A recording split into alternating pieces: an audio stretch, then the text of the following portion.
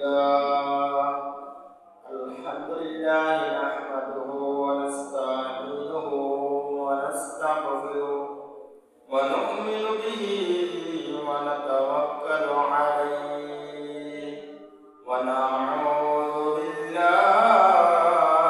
من شرور أنفسنا ومن سيئات أعمالنا من يهده الله فلا مضل له ومن يضلله فلا هادي له ونشهد أن لا إله إلا الله وحده لا شريك له ونشهد أن سيدنا ومولانا محمدا عبده ورسوله صلى الله عليه وسلم الذي أرسله بالحق بشيرا ونذيرا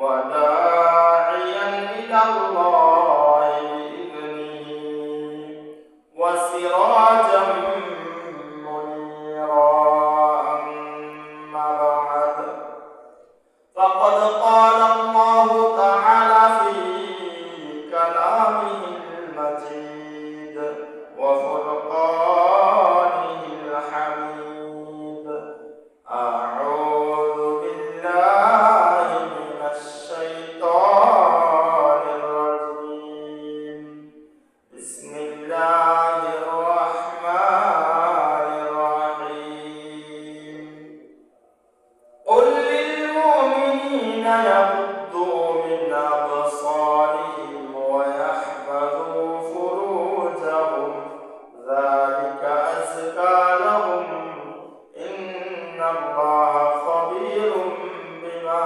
يصنعون صدق الله العلي العظيم وصدق رسوله النبي الحبيب الكريم وقال تعالى في شان حبيبه مخبرا وآمرا إن الله وملائكته يصلون على النبي يا أيها الذين آمنوا صلوا عليه وسلموا تسليما اللهم صل على سيدنا مولانا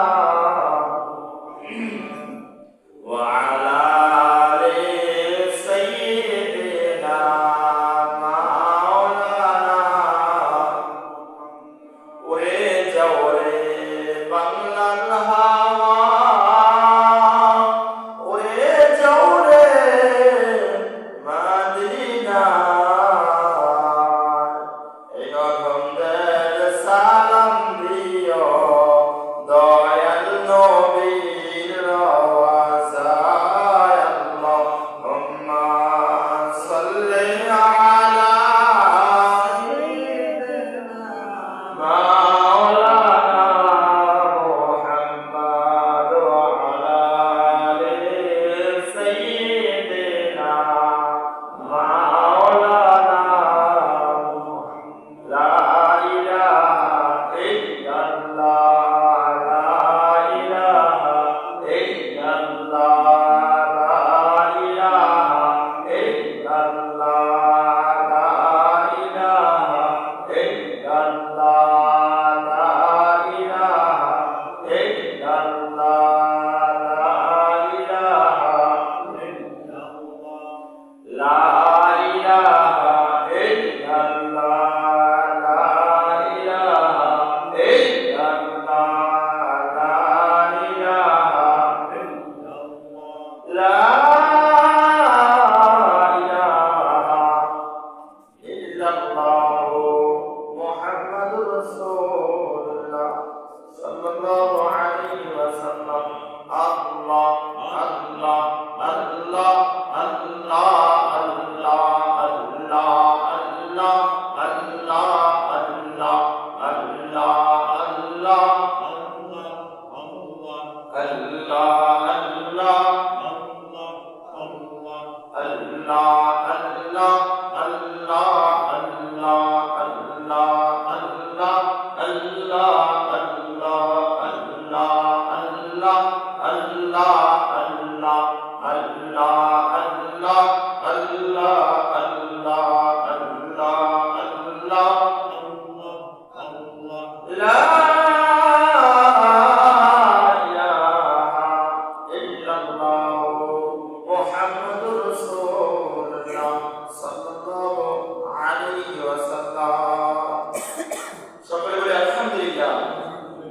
আল্লাহ পাক রব্বুল আলামিনের অশেষ মেহেরবানিতে পবিত্র জুমআর দিন, সপ্তাহের শ্রেষ্ঠতম দিন, আমাদের মতো গরিব মুসলমানদের জন্য হজের দিনে আল্লাহ রাব্বুল আলামিন আমাদেরকে মসজিদে এনেছেন।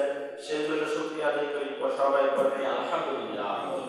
লক্ষ কোটি দরুদ সালাম ওই নবীর প্রতি, যে নবীকে আল্লাহ রাব্বুল আলামিন যদি সৃষ্টি না করতেন তাহলে আল্লাহ রাব্বুল আলামিন আসমান, জমিন, পাহাড়, পর্বত, চন্দ্র, সূর্য, গ্রহ, নক্ষত্র কিছুই সৃষ্টি করতেন না। ওই নবীর প্রতি সকলে মহব্বতের সাথে দরুদ শরীফ আদায় করিলেন। সকলে পড়ি সাল্লাল্লাহু আলাইহি ওয়াসাল্লাম। সম্মানিত হাজিরিন, আজকে জুমার আলোচ্য বিষয় হচ্ছে পর্দা সম্পর্কে। এই পর্দা সম্পর্কে, পর্দার নাম শুনলে, পর্দার আলোচনা ওয়াজ শুনলে আমরা মনে করি পর্দা মনে হয় শুধু মহিলাদের জন্য, পুরুষের মনে হয় কোনো পর্দার দরকার নাই। না, আল্লাহ রাব্বুল আলামিন কোরআনুল কারীমে পর্দা সম্পর্কে সর্বপ্রথম যে ঘোষণা দিয়েছেন সেটা মুমিন পুরুষদেরকে দিয়েছেন। সুবহানাল্লাহ। আল্লাহ রাব্বুল আলামিন কালামে শরীফে বলেন, বিসমিল্লাহির রাহমানির রাহিম, কুল লিল মুমিনিনা ইয়াগুদ্দু মিন আবসারিহিম ওয়া ইয়াহফাযু ফুরুজাহুম। সূরাতুন নূরের 30 নম্বর আয়াতের মধ্যে আল্লাহ রাব্বুল আলামিন বলেন, হে রাসূল আপনি বলে দিন, কুল লিল মুমিনিনা ইয়াগুদ্দু মিন আবসারিহিম, আপনি মুমিন পুরুষদেরকে বলিয়া দিন, আপনি মুমিন পুরুষদেরকে জানাইয়া দেন তারা যেন তাদের চক্ষুগুলা নিম্নগামী করে, তারা যেন নাজায়েজ কোনো কিছু না দেখে বেগানা মহিলাদের দিকে যেন তারা দৃষ্টিপাত না করে। আপনি মুমিন ইমানদার পুরুষদেরকে বলে দিন তারা যেন তাদের চক্ষুকে, তাদের দৃষ্টিকে তারা নিচের দিকে রাখে। আল্লাহু আকবার। সর্বপ্রথম যে ঘোষণাটা আল্লাহ তাআলা মুমিন পুরুষদেরকে আগে দিয়েছে পর্দা সম্পর্কে,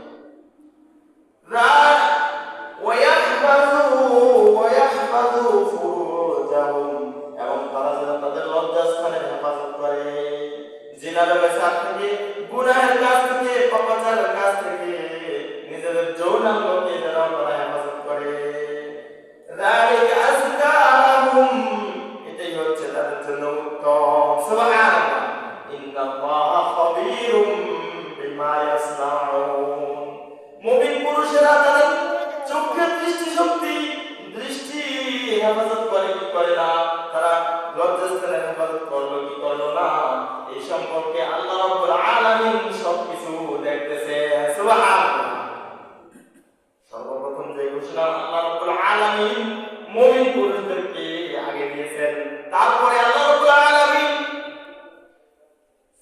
মহিলাদেরকে ঘোষণা দিয়েছেন, ওয়া কুল লিল মুমিনাতি ইয়াগুদ্দুনা মিন আবসারিহিন্না ওয়া ইয়াহফাযনা ফুরুজাহুন্না ওয়া লা ইউবদিনা যিনাতাহুন্না ইল্লা মা যাহারা মিনহা।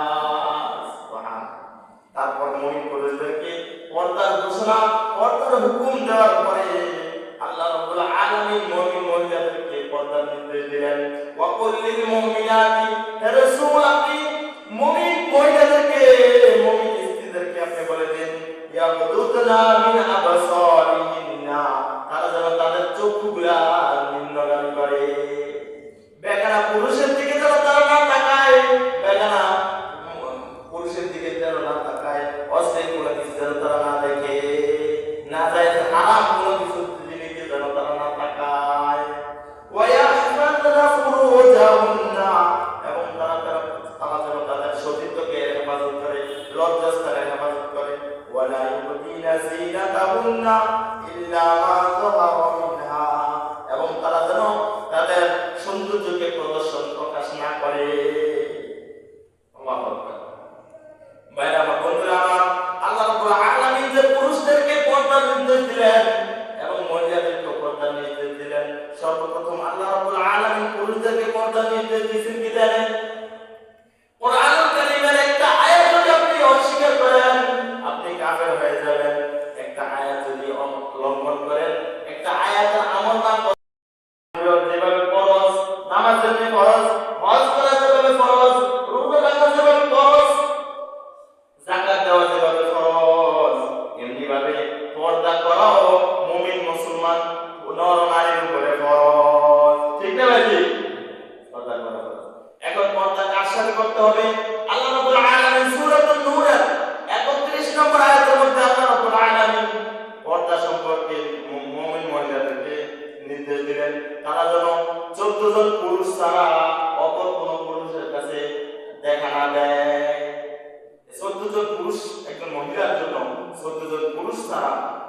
অপর যত পৃথিবীতে যত মানুষ আছে সমস্ত মানুষের কাছে দেখা দিলে কথা বললে তার গুনাহ হবে, পর্দা লঙ্ঘন হয়ে যাবে। 14 জন পুরুষ হচ্ছে একজন মহিলার জন্য তার বাবার কাছে পর্দা করা লাগবে না, বাবার সাথে দেখা দিতে পারবে। একজন মহিলা তার চাচার সাথে দেখা দিতে পারবে, একজন মহিলা তার মামার সাথে দেখা দিতে পারবে, একজন মহিলা তার শ্বশুরের সাথে দেখা দিতে পারবে, একজন মহিলা তার দুধ বাবার সাথে দেখা দিতে পারবে। বাবার মতো 5 জনের সাথে সে দেখা দিতে পারবে। এই 5 জনের সাথে বাবার মতো 5 জন, আবার ভাইয়ের মতো আছে 5 জন। আপন ভাইয়ের সাথে সে দেখা দিতে পারবে, আপন দাদার সাথে সে দেখা দিতে পারবে, আপন নানার সাথে দেখা দিতে পারবে, আপন নাতির সাথে দেখা দিতে পারবে, আপন দুধ ভাইয়ের সাথে সে দেখা দিতে পারবে। এই কয়জন হলো? বাবার মতো হচ্ছে 5 জন, ভাইয়ের মতো 5 জন, ছেলের মতো আছে 4 জন। আপন ছেলের সাথে সে দেখা দিতে পারবে, ভাইয়ের ছেলে ভাতিজার সাথে দেখা দিতে পারবে, বোনের ছেলের সাথে সে দেখা দিতে পারবে, আপন মেয়ের জামাইয়ের সাথে সে দেখা দিতে পারবে। এই 14 জনের সাথে সে দেখা দেওয়া যায়। ইসলামে একজন মহিলার জন্য 14 জন পুরুষের সাথে দেখা দেওয়া যায়। এই 14 জন পুরুষ ছাড়া যত পৃথিবীতে যত মানুষ আছে সমস্ত মানুষের সাথে দেখা দেওয়া হারাম। বুঝলেন? একজন মহিলার জন্য 14 জন পুরুষ, বাবার মতো আছে কয়জন? 5 জন। এখন বাবা, চাচা, মামা, শ্বশুর, আপনার হচ্ছে দুধ বাপ। অর্থাৎ হচ্ছে কোন মহিলা তার স্বামী তার একটা বাচ্চা মা মারা গেছে, সে অন্য মা দুধ খেয়ে বড় হয়েছে, যে মায়ের তাকে দুধ খাওয়াইছে, লালন পালন করছে, ওই মায়ের স্বামী হচ্ছে তার দুধ বাপ। কি হচ্ছে? দুধ বাপ। আবার এরকম সৎ বাপ যদি থাকে, যে একটা মায়ের দুধে বিবাহ করেছে, আরেকটা জায়গায় বিয়ে হয়েছে, এর আগে আরেকটা স্বামী ছিল, ওই সেটাও তার সৎ বাপ। সেই এরকম বাবার মতো 5 জনের সাথে সে দেখা দিতে পারবে। আবার আপন ভাইয়ের সাথে দেখা দিতে পারবে, দাদার সাথে দেখা দিতে পারবে, নানার সাথে দেখা দিতে পারবে, নাতির সাথে দেখা দিতে পারবে, আবার দুধ ভাইয়ের সাথে দেখা দিতে পারবে। অর্থাৎ শিশু বাচ্চা যার দুধ খেয়ে বড়, মা মারা গেছে, যার দুধ খেয়ে বড় হয়েছে, ওই মহিলার আরেকটা সন্তান আছে, মানে একটা ভাই, ওই যে সন্তানটা, এই ছেলেটা হচ্ছে দুধ ভাই, আর মেয়ে হলে দুধ বোন। এই দুধ ভাইয়ের সাথে সে দেখা দিতে পারবে। আবার আপন ছেলের সাথে দেখা দিতে পারবে, ভাইয়ের ছেলের সাথে দেখা দিতে পারবে, বোনের ছেলের সাথে দেখা দিতে পারবে, মেয়ের জামাইয়ের সাথে দেখা দিতে পারবে। এরকম এই 14 জন সারা পৃথিবীতে যত মানুষ আছে সমস্ত পুরুষের সাথে যদি দেখা দেয় তাহলে জেনা হবে। চোখ দিয়ে যদি দেখে তাহলে জেনা হবে, যদি দেখা দেয় পর্দা লঙ্ঘন হবে। এটা গল্প ছোটকাল শুনেছি, সাবধানে থাকিও নারী পর্দার আড়ালে, হাদিসে হারাম লেখে অন্য দেখিলে। শুনছেন না? এই একদম হাদিসের সাথে কোরআন হাদিসের সাথে একদম মিল আছে। আসলে পর্দা এখন চিন্তা করেন, এই যে আমরা এবার এই 14 জন ছাড়া বাকি যত মহিলা যত পুরুষের সাথে দেখা দিবে সমস্ত গুণ হারামের গুণ হবে, হারামের গুণ হবে। সমাজে অনেক বোকা মানুষ আছে যে হুজুর কেন বাড়িতে যায় ভাত দাওয়াত খায় না, হুজুর কেন ঘরে যায় না, মানুষের ঘরে যায় ভাত খায় না, ঘরে গেলে কি সমস্যা? আরে ভাই, আপনার ঘরে কিভাবে যাইতাম? আপনার ঘরে পর্দা নাই, পশিদা নাই, পর্দার ব্যবস্থা নাই, আপনার থাকেন না ঘরে, আপনার স্ত্রী এসে হুজুরে খাবার বাইরে দিবে, এটা কি পর্দা হয়েছে? আপনার স্ত্রী এসে হুজুরকে খাবার দাবার কি করবে? খাদিমদারি করবে, মেহমানদারি করবে, এটা কি পর্দা লঙ্ঘন হবে না? এই কারণে অনেকে মনে করে হুজুর কেন বাড়ি থেকে কাটা, বাড়ি কাটা, এরকম বোকা মানুষ আছে না, সে বুঝেই না যে পর্দা লঙ্ঘন হয়ে যাওয়ার সম্ভাবনা আছে। আবার একজন পুরুষের জন্য 14 জন মহিলার সাথে দেখা দেওয়া যায়। 14 জন ছাড়া যত পুরুষ মহিলা আছে সমস্ত মহিলাদের সাথে দেখা দিলে জেনা হবে, গুনাহ হয়ে যাবে। একজন পুরুষ তার মায়ের সাথে দেখা দিতে পারবে, একজন পুরুষ তার আপন খালার সাথে দেখা দিতে পারবে, একজন পুরুষ তার আপন ফুফুর সাথে দেখা দিতে পারবে, একজন পুরুষ তার দুধ মায়ের সাথে দেখা দিতে পারবে, একজন পুরুষ তার শাশুড়ির সাথে দেখা দিতে পারবে। মায়ের মতো 5 জন, আবার বোনের মতো আছে 5 জন, আপন বোনের সাথে দেখা দিতে পারবে, আপন দাদির সাথে দেখা দিতে পারবে, আপন নানির সাথে দেখা দিতে পারবে, আপন নাতনির সাথে দেখা দিতে পারবে, দুধ বোনের সাথে সে দেখা দিতে পারবে। এই বোনের মায়ের মতো 5 জন, বোনের মতো 5 জন, এই হলো 10 জন। আর 4 জন আছে মেয়ের মতো আছে 4 জন, আপন মেয়ের সাথে দেখা দিতে পারবে, ভাইয়ের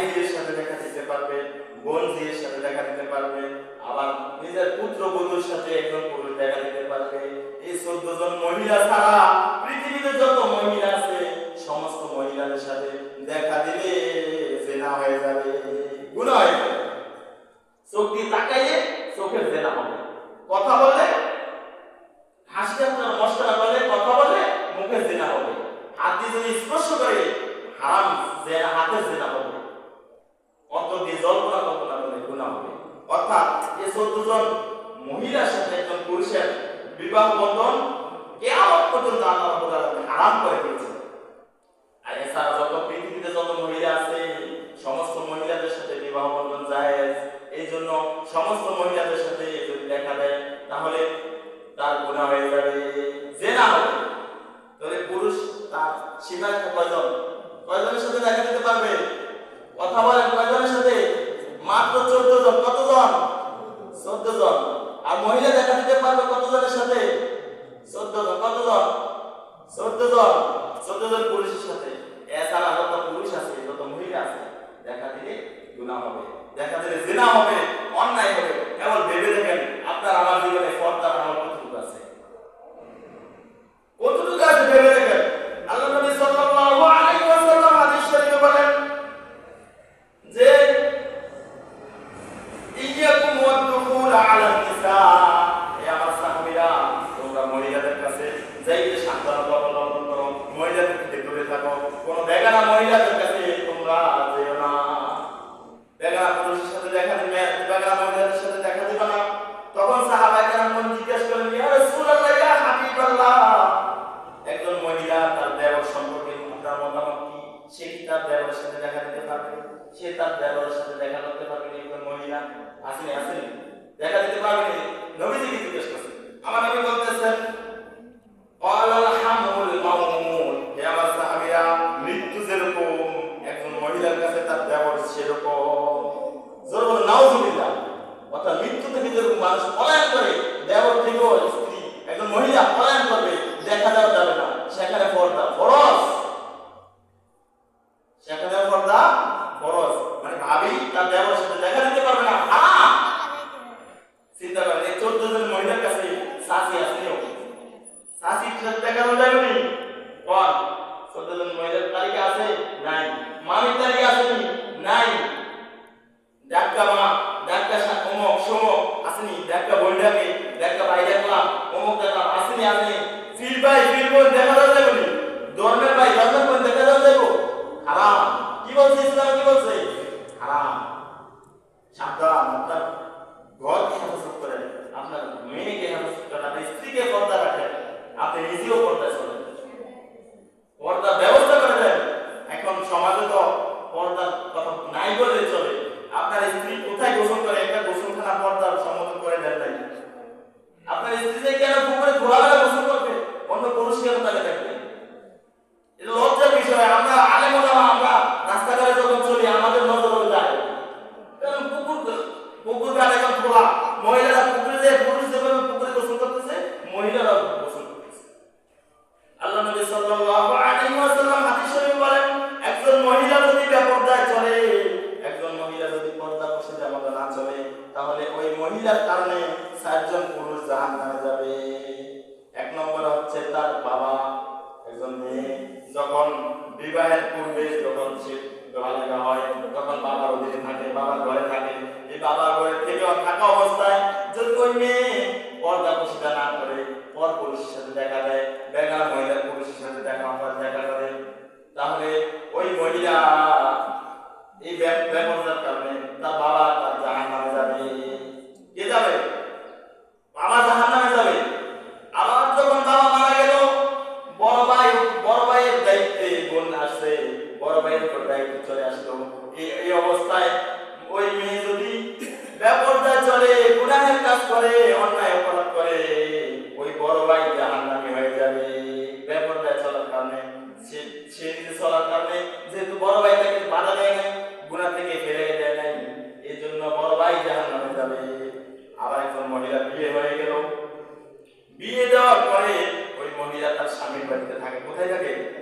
ওই স্বামী যদি তাকে পর্দাপোশিতার হুকুম না দেয়, পর্দাপোশিতার মতো না চালায়, তাহলে ওই স্বামী তার জাহান্নামে যাবে। মহিলা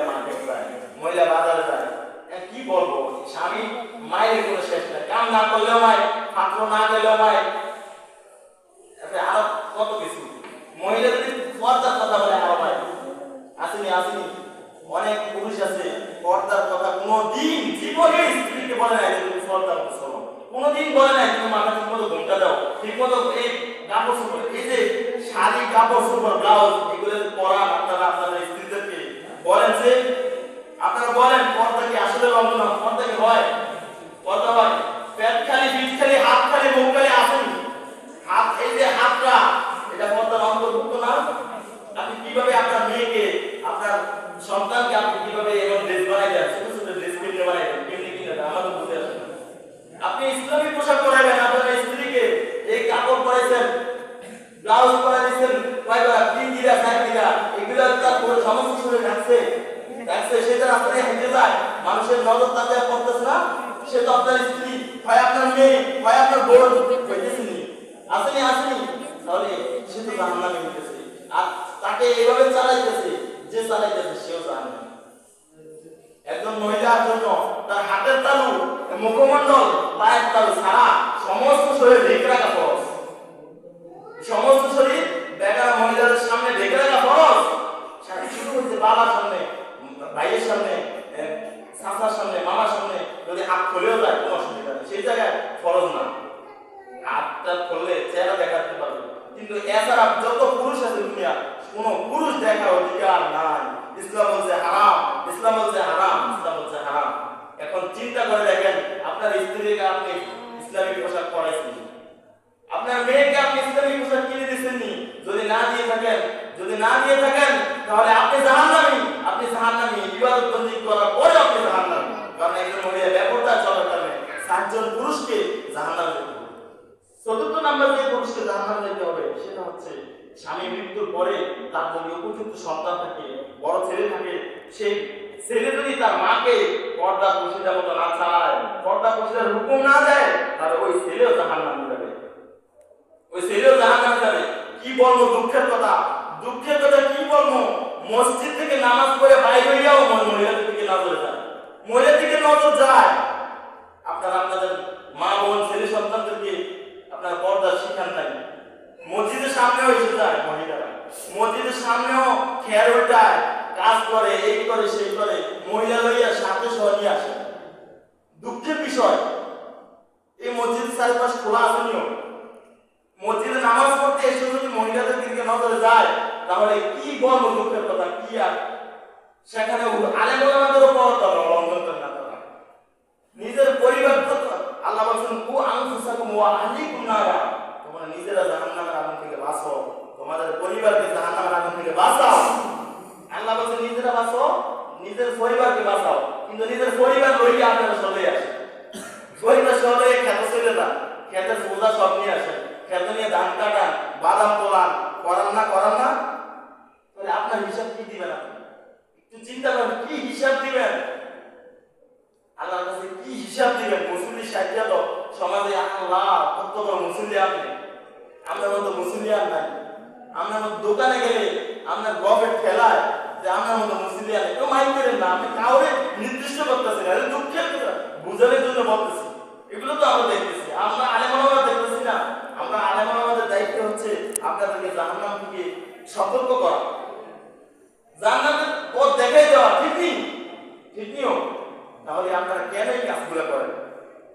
ভাই শুনেন, দেখেন আপনার জীবন চলে যেতেছে, এখন এতদিন বুঝেন নাই, এতদিন চালান নাই, এখন থেকে চলেন। এখন থেকে আপনার স্ত্রীকে, আপনার মেয়েকে একটা গোসলখানা করে দেন, পর্দা সম্মত গোসলখানা করে দেন। বাড়ির আশেপাশে যদি পর্দা না থাকে, পর্দা বসে দেওয়ার ব্যবস্থা করেন। এখন থেকে পর্দার হুকুম দেন, আপনার স্ত্রীকে, আপনার মেয়েকে বাজার হাটে ঘাটে ব্যাপকভাবে চলতে এখন থেকে নিষেধ করেন। আল্লাহ নবী সাল্লাল্লাহু আলাইহি ওয়াসাল্লাম বলেন, দায়ুস ব্যক্তি জান্নাতে প্রবেশ করতে পারবে না। সাহাবায়ে কেরামগণ জিজ্ঞেস করে, ইয়া রাসূলুল্লাহ, ইয়া হাবিবাল্লাহ, দায়ুস কে? ইয়া রাসূলুল্লাহ, দায়ুস ব্যক্তি কে?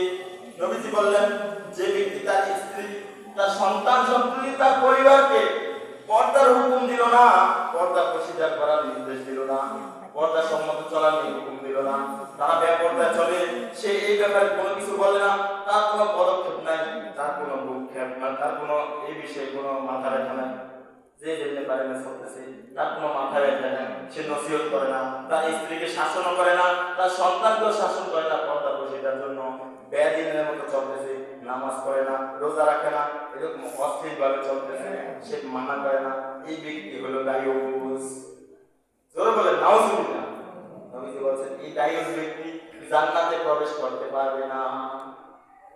তাহলে আপনি আপনার সন্তান, ছেলে সন্তান, মেয়ে সবাইকে ব্যাপকভাবে ছেড়ে দিচ্ছেন। নামাজ আপনি নিজেও পড়েন না, আপনার স্ত্রী সন্তান পরিবার কেউ পড়ে না।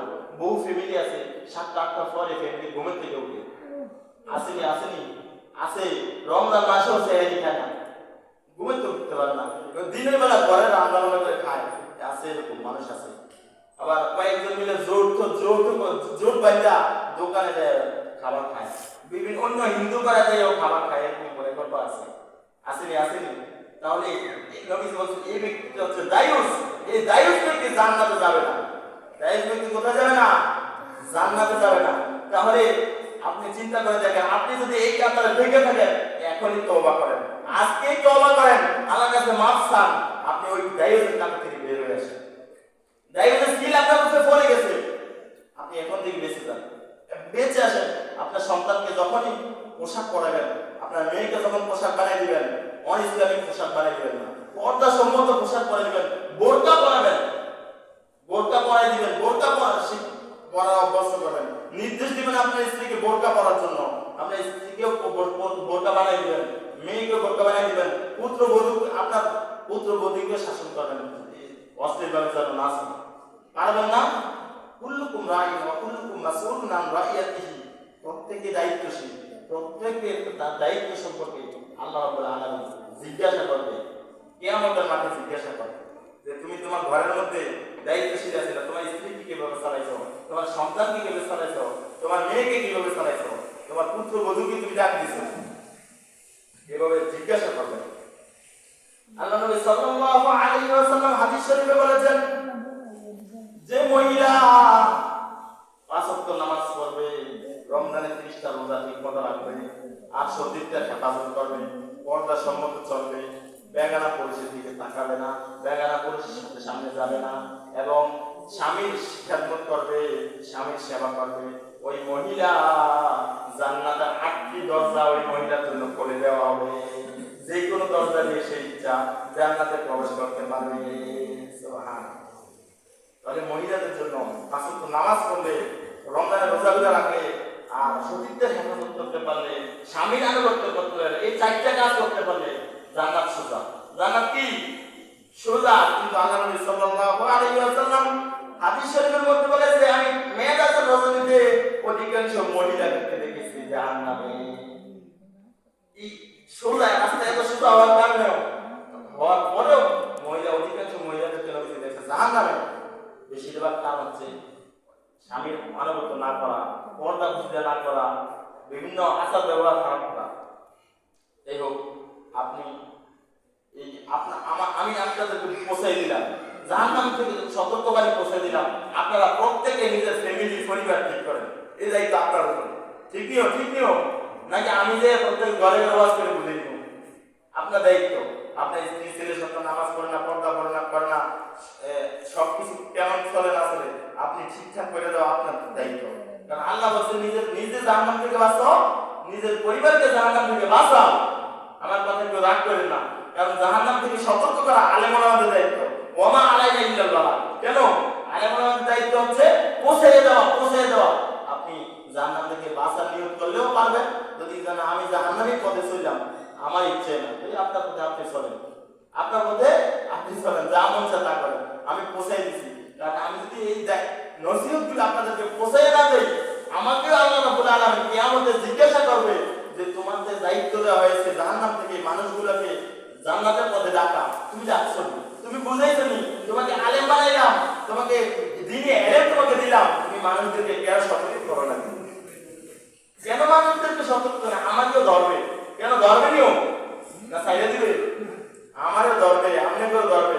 যদি আমি বলে থাকি তাহলে আমি বলতে পারবো আল্লাহ আমি বলছিলাম, তারা বুঝে নাই, তারা আমল করে নাই, আমি পাইছি তাদের। আর যদি আপনাদের ধরে আমি যদি না বলে থাকি, তাহলে আপনারা আমার কাছে বিচার দিবেন, আল্লাহ আমাদের সমাজের ইমাম সাহেব ছিল, ইমাম সাহেব আমাদেরকে বলে নাই, বুঝে নাই, জীবনে বলেই নাই, জীবনে এগুলো কয়ে নাই, কইলে না আমরা শুনতাম, বুঝাইলে না বুঝতাম, বুঝাইলে না আমরা মানতাম, ডর লাগাইলে না, জাহান্নামে ডর লাগাইলে না আমরা মানতাম, ডরাইতাম।